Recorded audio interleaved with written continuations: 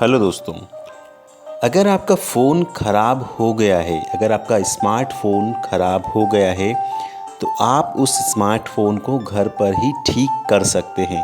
जी हाँ, मैं आपको ऐसे 6 तरीके बता रहा हूँ जिससे आप अपने स्मार्टफ़ोन को अपने घर पर ही ठीक कर सकते हैं। मैं हूँ आपका दोस्त विनोद। उम्मीद है आपको वीडियो पसंद आएगा। इसे ज़्यादा से ज़्यादा लाइक करें, शेयर करें और इस चैनल को ज़रूर सब्सक्राइब करें। अक्सर फ़ोन में कुछ बिगड़ जाने के कारण आपको दिक्कत का सामना करना पड़ता है। छोटी सी गड़बड़ी भी उस समय बड़ी नज़र आती है। ऐसे में कुछ आसान सी टिप्स घर पर ही फ़ोन को काम चलाने लायक रिपेयर किया जा सकता है। तो मैं आपको बताने जा रहा हूँ उन्हीं टिप्स के बारे में। जैसे कभी कभी क्या होता है कि होम बटन काम नहीं कर रही होती है।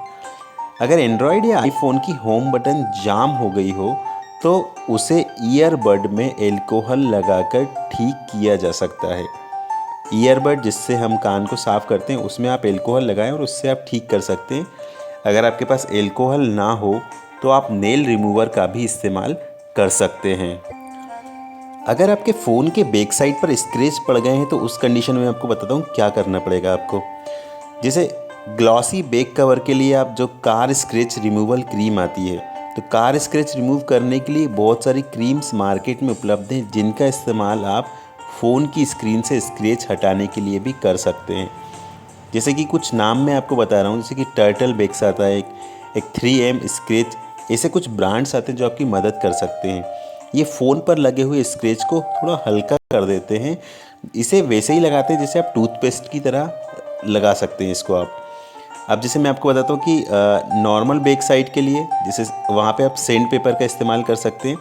अगर आपके पास मेटेलिक फ्रेम या बैक कवर वाला मोबाइल है और जेब में रखने के कारण, सिक्कों और चाबी के साथ रखने के कारण ये किसी और कारण से उसमें स्क्रैच पड़ गए हैं तो आप सैंड पेपर का इस्तेमाल कर सकते हैं। हल्के हाथ से सैंड पेपर घिसने से स्क्रैच भी हल्के हो जाते हैं। लेकिन ये ध्यान रखना चाहिए कि ये ट्रिक प्लास्टिक फ्रेम वाले या ग्लॉसी बैक कवर वाले फ़ोन में इस्तेमाल ना करें और स्क्रीन पर तो इसका इस्तेमाल आपको बिल्कुल नहीं करना चाहिए। अगर आपके फ़ोन की चार्जिंग स्लो हो रही है तो इसका सबसे पहले कारण ये हो सकता है कि आपकी यूएसबी पोर्ट में कुछ गंदगी भरी हुई हो। तो आप यूएसबी पोर्ट को साफ़ करने के लिए टूथपिक का इस्तेमाल कर सकते हैं। टूथपिक वही होती है जिससे हम हमारे दांतों को साफ़ करते हैं। इसके अलावा चार्जिंग पिन को भी साफ़ करना बहुत ज़रूरी है। कई बार ये देखने में आता है कि केबल्स जो होती हैं वो ख़राब हो जाती है। तो मैं आपको बताता हूँ, अगर आपकी केबल मुड़ गई है या बीच में से टूट गई है तो उसे ठीक करने के लिए आप वैक्स का प्रयोग कर सकते हैं। वैक्स, क्ले या प्लास्टिक डिप की मदद से डैमेज केबल को ठीक करने पर वो पहले जैसे काम करने लगती हैं। इसी के साथ उसके आगे ख़राब होने की गुंजाइश भी बहुत कम हो जाती है। कई बार हमने देखा है कि बहुत से लोगों के फ़ोन या चार्जर भीग जाते हैं। तो अगर आपका फ़ोन या चार्जर भीग जाए तो उसे इस्तेमाल करना बहुत ख़तरनाक हो सकता है। चावल के बर्तन में रखने के अलावा आप उसे सिलिका जेल पैक्स में भी रख सकते हैं।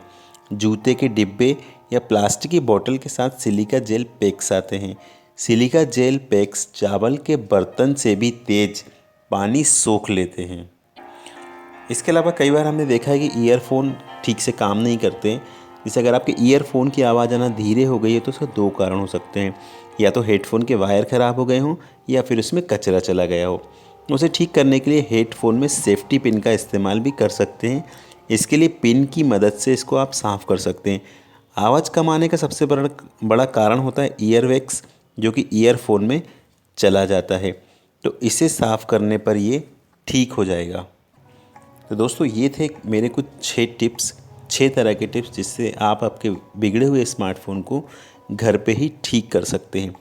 उम्मीद है आपको वीडियो पसंद आया होगा। इसे ज़्यादा से ज़्यादा लाइक करें, शेयर करें और इस